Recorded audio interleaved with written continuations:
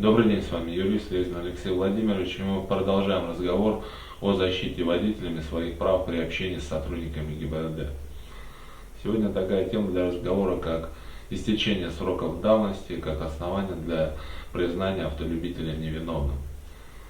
Действительно, в соответствии с законом, в соответствии с Кодексом об административных правонарушениях, если истек срок давности привлечения к ответственности, то с этого момента постановление по делу об административном правонарушении вынесено быть именно обвинительного характера не может.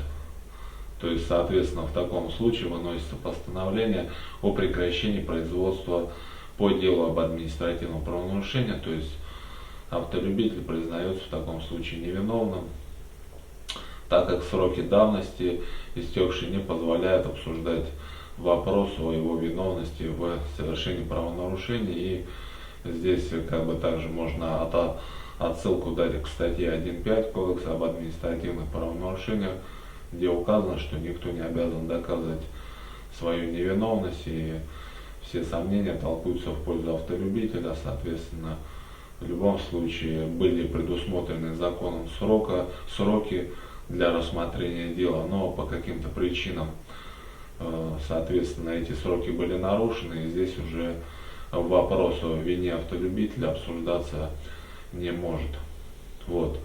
Ну, почему это важно для вас, как автолюбителя, на которого составлен протокол? Вам нужно эти сроки, к примеру, отслеживать, чтобы посмотреть, действительно ли постановление по делу об административном правонарушении не было вынесено с истечением сроков давности, то есть не нарушено ли данное положение закона, и, соответственно, не можете ли вы по данному основанию обжаловать постановление и, соответственно, выиграть дело. Действительно, в соответствии с законом вы имеете право использовать любые возможности по делу, и закон вам это предоставляет, почему бы вам этим не воспользоваться.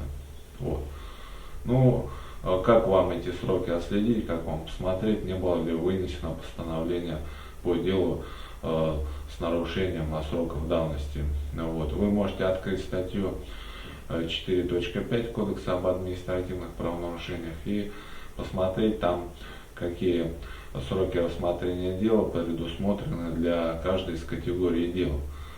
Сроки бывают разные, поэтому вы там обратите внимание на ту статью, которая вам вменяется, и, соответственно, откройте статью 4.5 и сами посмотрите, и там все четко написано. Допустим, по вашей статье предусмотрено срок давности 3 месяца, и, соответственно, вы тогда смотрите по своему делу, если вынесено постановление с нарушением хотя бы в одни сутки, то, соответственно, уже есть основания для подачи жалобы на такое постановление по делу об административном правонарушении.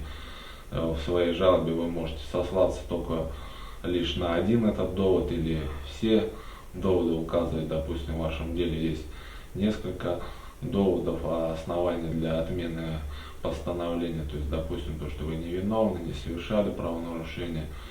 То есть это все можете указывать, действительно, грамотную жалобу составляете и подаете ее, соответственно, в суд. Допустим, если это суд дело рассматривал, то вышестоящий суд в дальнейшем будет как раз вашу жалобу рассматривать и проверять ваши доводы, то есть непосредственно будет все это смотреть в суде и прекратит производство по делу, действительно, если все верно, в вашей жалобе все правильно указано. Ну, на сегодня у меня все. С вами был юрист Лезин Алексей Владимирович, город Самара.